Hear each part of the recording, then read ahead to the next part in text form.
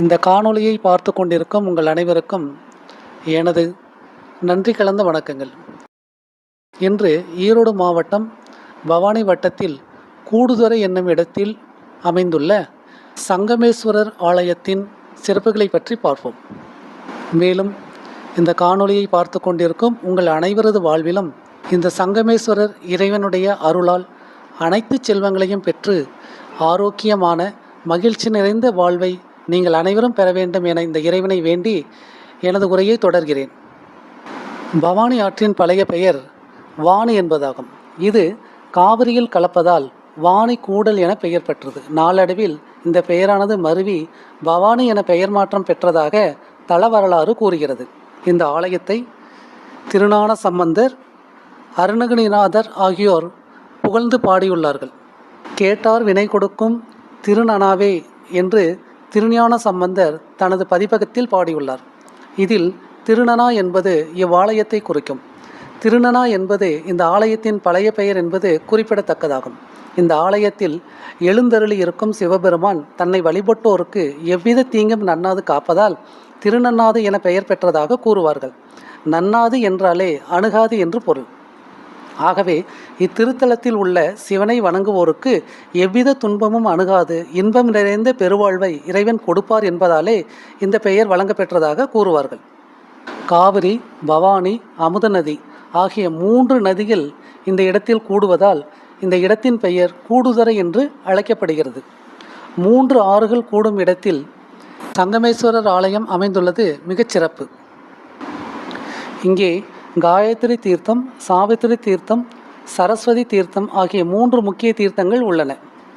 3 நதிகள் கலக்கும் இடத்தில் இவ்விறைவன் அமைய பெற்றுள்ளதால் இந்த இறைவனை சங்கமேஸ்வரர், சங்கமொகநாதர் என்றும் அழைப்பார்கள். தன்னை தரிசித்தவர்களுடைய உடல் பிணியை போக்குவதால் மருத்துவீஸ்வரர் என்றும் இவர் அழைக்கப்படுகிறார்.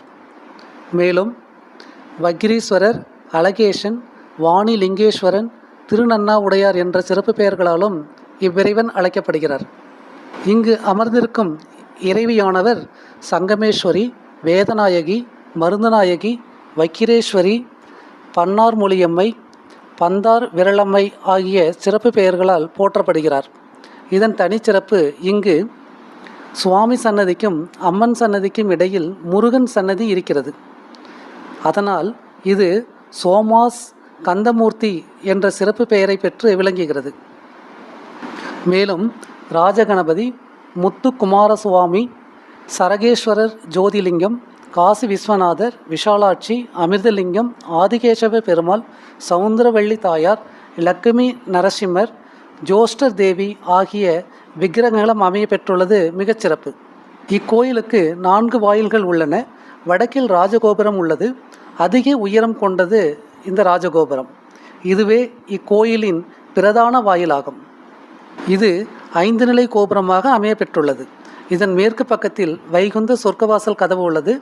இது வைகுண்ட ஏகாதசி என்று திறக்கப்படும். ராஜகோபுரத்தின் முன்புறம் சிறிய கோபுரத்துடன் கூடிய கோட்டை விநாயகரும் கோட்டை அனுமனும் தனித்தனியாக உள்ளனர்.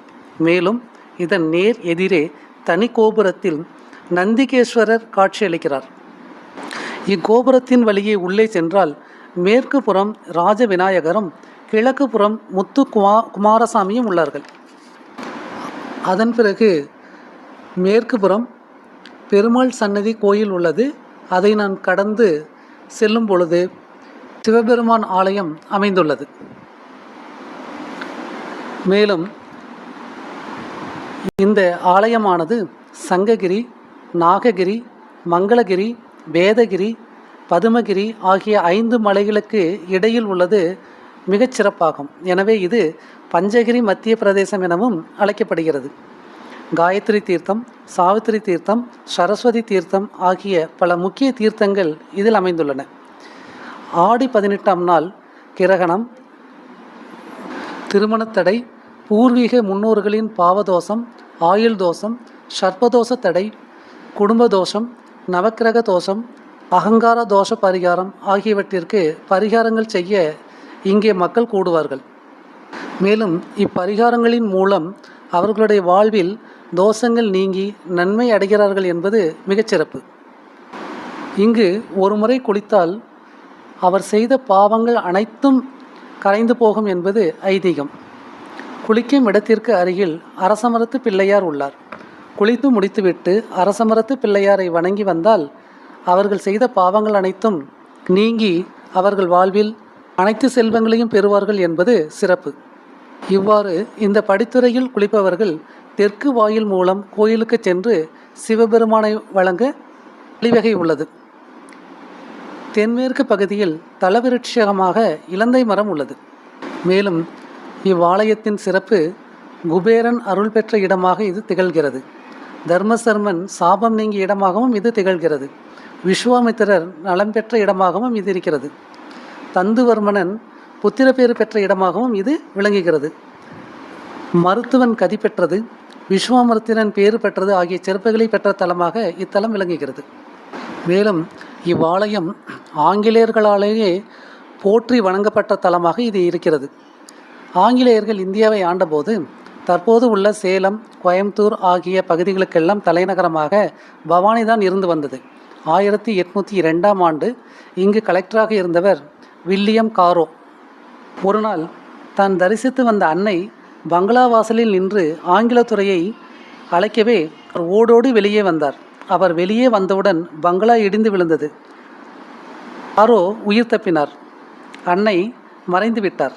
இவ்வாறு தன் உயிரை காப்பாற்றிய அன்னைக்கு தந்தத்தால் பல்லாக்கு செய்து வழங்கியுள்ளார். அப்பல்லாக்கு இன்னும் அவ்வாலயத்தில் உள்ளது. இவ்வாறு பல சிற்பங்களை பெற்ற இந்த சங்கமேஸ்வரர் ஆலயத்தை நீங்களும் ஒருமுறையாவது நேரில் சென்று தரிசித்து இந்த இறைவனின் அருள் பெற உங்களை வேண்டிக் கொள்கிறேன். நன்றி, வணக்கம்.